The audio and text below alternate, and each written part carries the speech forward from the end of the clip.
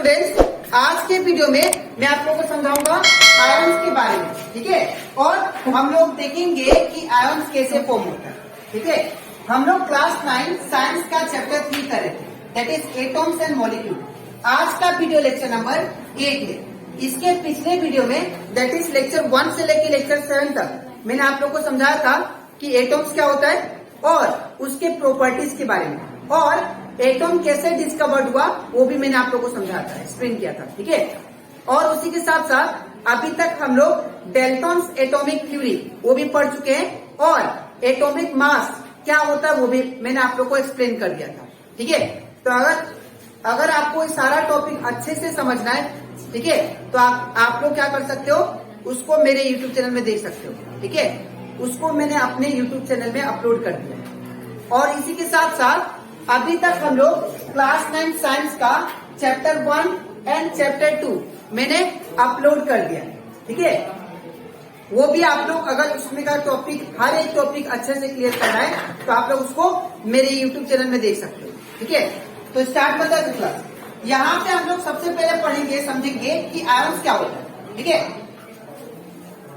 Ions का मतलब होता है कि अगर कोई भी एटम के ऊपर चार्ज लग जाए तो उसको हम लोग क्या बोलेंगे, आयंस। याद रखिएगा, एक चार्ज एटम और एक ग्रुप ऑफ चार्ज, अगर एटम के ऊपर चार्ज लग जाता है तब उसको हम लोग क्या बोलेंगे, आयन, ठीक है। एग्जाम्पल जैसे कि NaCl, ध्यान से सुनिएगा, ठीक है। ये NaCl क्या है, सॉल्ट है, हम लोग जानते हैं। जो सॉल्ट हम लोग घर में खाते हैं वो NaCl है, ठीक है ना।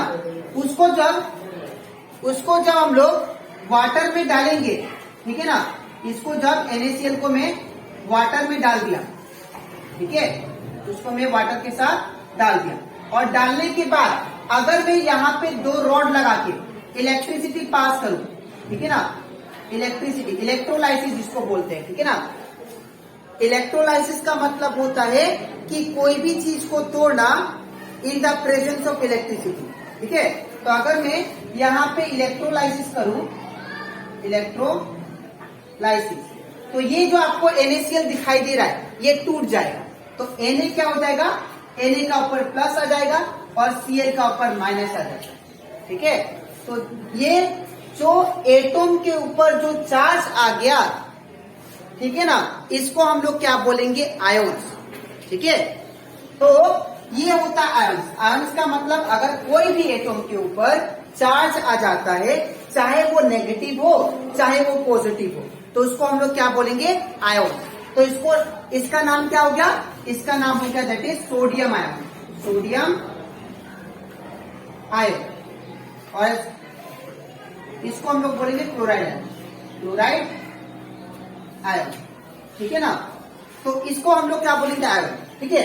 लेकिन सोडियम सिर्फ Na होगा तो आप लोग इसको क्या बोलना, अगर ये Na होगा ओनली, इसके ऊपर चार्ज नहीं होगा, तो इसको हम लोग क्या बोलेंगे, एटम ओनली, ठीक है, ओनली सोडियम एटम। लेकिन अगर इसके ऊपर चार्ज आ जाता है प्लस या माइनस, तो इसको हम लोग क्या बोलेंगे, आयन, सोडियम आयन, ठीक है। अब कुछ प्रॉपर्टीज है आयंस के बारे में जो आपको हमेशा याद रखना है, ठीक है। इसी के साथ साथ मैं जब आयन समझा दिया तो आप लोगों को और एक चीज समझा देता हूँ, पॉली एटॉमिक आयन क्या होता है, ठीक है। अब पॉली एटॉमिक आयन का मतलब, अगर मान लेते हैं कि ग्रुप ऑफ एटम का एक पूरा ग्रुप है, अगर एटम का पूरा ग्रुप है, अगर उसके ऊपर कोई चार्ज आ जाए तो उसको हम लोग क्या बोलते हैं, पॉली एटॉमिक। अगर सिंगल एटम के ऊपर चार्ज है तो उसको हम लोग क्या बोलेंगे, सिंपली आयन, ठीक है ना। अगर ग्रुप ऑफ एटम के ऊपर चार्ज है तो उसको हम लोग क्या बोलेंगे, पॉली एटॉमिक आयन, ठीक है।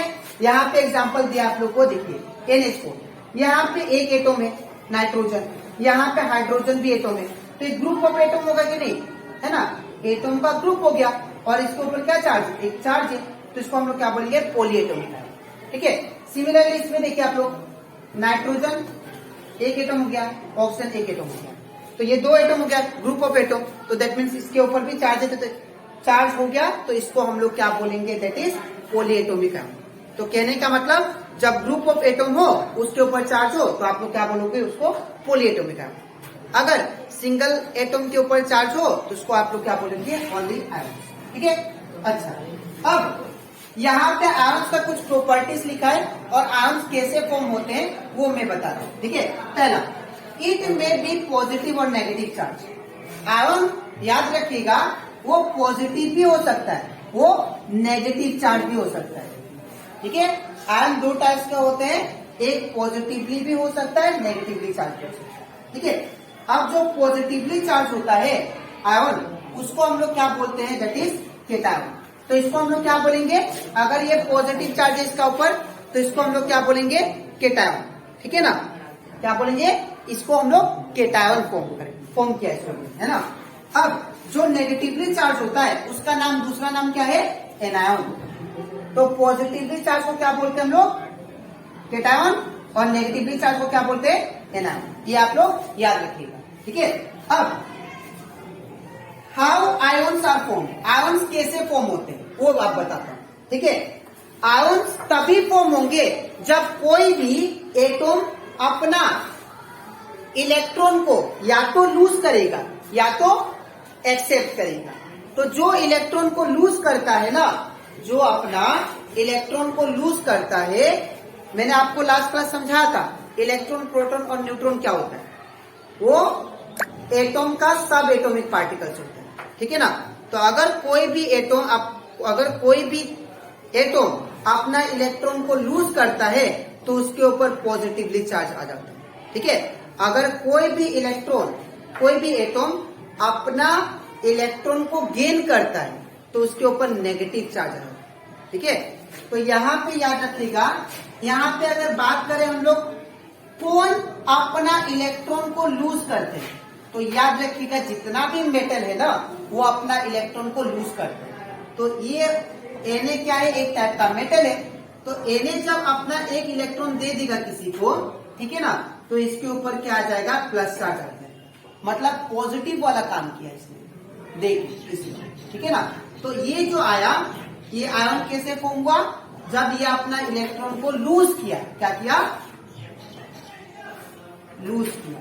ठीक है, जब कोई भी एटम अपना इलेक्ट्रॉन को लूज करता है तो उसके ऊपर क्या आएगा, पॉजिटिव चार्ज। ठीक है, और कोई भी एटम अगर इलेक्ट्रॉन को लेता है, जैसे क्लोरीन को अपना स्टेबल पोजीशन में आने के लिए एक इलेक्ट्रॉन चाहिए होता है। ठीक है, तो इसीलिए क्या करता है, इलेक्ट्रॉन एक इलेक्ट्रॉन एक्सेप्ट करता है, ये एक इलेक्ट्रॉन देता है। ठीक है, तो इसने क्या किया, इलेक्ट्रॉन को गेन किया ना, गेन मतलब लेना। ठीक है, तो जब कोई भी एटम इलेक्ट्रॉन को लेता है तो उसके ऊपर हमेशा क्या आता है, माइनस चार्ज आता है, दैट इज एनायन। ठीक है, तो आई होप आप लोग को how ions are formed, ions कैसे फॉर्म होता है वो समझ में आ गया होगा। ठीक है, कोई भी एटम अगर इलेक्ट्रॉन को लूज करे तो उसके ऊपर प्लस चार्ज आएगा, दैट इज केटायन। ठीक है, अगर कोई भी एटम इलेक्ट्रॉन को लेता है तो उसके ऊपर क्या आएगा, माइनस चार्ज। ये सेम चीज है, अगर आप लोग किसी से उधार लो, ठीक है ना, तो क्या आता है, नेगेटिविटी वाला काम। ठीक है ना, तो वो जो नेगेटिविटी वाला काम आया वो आपका चार्ज हो गया, आपके ऊपर क्या आ गया, चार्ज आ गया। कौन सा चार्ज, नेगेटिव चार्ज, जिसको हम लोग क्या बोलते हैं, दैट इज एनायन। ठीक है, अगर कोई देता है, कोई बांटता है, ठीक है ना, कोई गरीब इंसान को बांटता है, तो आप लोग क्या किया, पॉजिटिव वाला काम किया। ठीक है ना, तो दैट मीन्स वो क्या आ गया, पॉजिटिव वाला काम किया तो क्या हुआ, आपने पैसा को दिया, तो दैट मीन्स उसके ऊपर क्या आएगा, positive charge, that is cation. ठीक है, तो ऐसे करके by losing electron ion form हो जाएगा कौन सा, पॉजिटिव, और बाय गेनिंग इलेक्ट्रॉन आयन कौन सा फॉर्म होगा, नेगेटिव। ये आप लोग याद रखिएगा। ठीक है, और इस तरह आयन फॉर्म होते हैं। ठीक है, तो आई होप आप लोग को ये सारा टॉपिक अच्छे से क्लियर हो गया होगा। अब इसके नेक्स्ट स्लाइड में मैं आप लोग को कुछ एलिमेंट्स का ऊपर कितना चार्ज होता है वो लिखाऊंगा, और उसके थ्रू हम लोग सीखेंगे कि कोई भी केमिकल फॉर्मूला कैसे बनता है। ठीक है, तो इसके बाद अब हम लोग देखते हैं types of ion, that is types of ion. मैंने आप लोग को एक्सप्लेन किया था कि दो टाइप का आयन होगा, एक होगा केटायन और एक होगा एनायन। ठीक है, अब ये दोनों जो टाइप है उसको आपको मैंने यहाँ पे बहुत सारा एलिमेंट का आयन लिखा है, ठीक है। और ये जो आयन से ये कब यूटिलाइज होगा, जब आप लोग केमिकल फॉर्मूला जब बनाओगे, ठीक है ना, तब जाके इसका जरूरत पड़ेगा, ठीक है ना। तो सबसे पहले हम लोग बात करते हैं हाइड्रोजन। सबसे पहले हम लोग केटायन देखेंगे। केटायन मतलब पॉजिटिव चार्ज और एनायन मतलब नेगेटिव चार्ज। तो कौन सा एलिमेंट कितना पॉजिटिव चार्ज फॉर्म करते हैं वो आपको याद रखना जरूरी है। बिकॉज अगर आपको ये याद रहेगा तभी आप लोग कोई भी केमिकल फॉर्मूला बना सकते हो, ठीक है, इसके थ्रू, इसके हेल्प से, ठीक है। तो यहाँ पे मैंने लिखा है हाइड्रोजन का H+ होता है, फिर सोडियम का Na+ होता है, फिर पोटेशियम का K+, कुप्रस का दैट इज कॉपर का Cu+, और सिल्वर का Ag+ होता है, एमोनियम का ऊपर NH4+। अब यहाँ पे आपको प्लस दिखाई दे रहा होगा। अब ये प्लस का मतलब होता है 1। इसके ऊपर कितना चार्ज है, 1 चार्ज है। इसको +1 भी आप लोग लिख सकते हो, ठीक है, इसको आप लोग +1 भी लिख सकते हो इसे, ठीक है। अब कुप्रिक का होता है Cu2+, बेरियम का होता है Ba+2, और कैल्शियम का होता है Ca+2, कोबाल्ट का होता है +2। उसके बाद निकल का होता है Ni+2, आयरन का होता है +2, मैग्नीशियम का होता है Mg+2, जिंक का होता है Zn+2, लीड का होता है Pb+2, एल्युमिनियम का होता है Al+3, क्रोमियम का होता है Cr+3। तो ये था केटायन। तो मैंने जितना भी इम्पोर्टेंट एलिमेंट है जिसको आपको जब हम लोग जब फॉर्मूला बनाएंगे केमिकल फॉर्मूला, तब ये सारा एलिमेंट उसमें इंक्लूडेड होगा, तब आपको वो चार्ज का जरूरत पड़ेगा। इसलिए आप लोग उसको अच्छे से सीख लीजिएगा, ठीक है। अब बात करते हैं एनायन। एनायन मतलब कौन सा एलिमेंट नेगेटिव चार्ज फॉर्म करते हैं।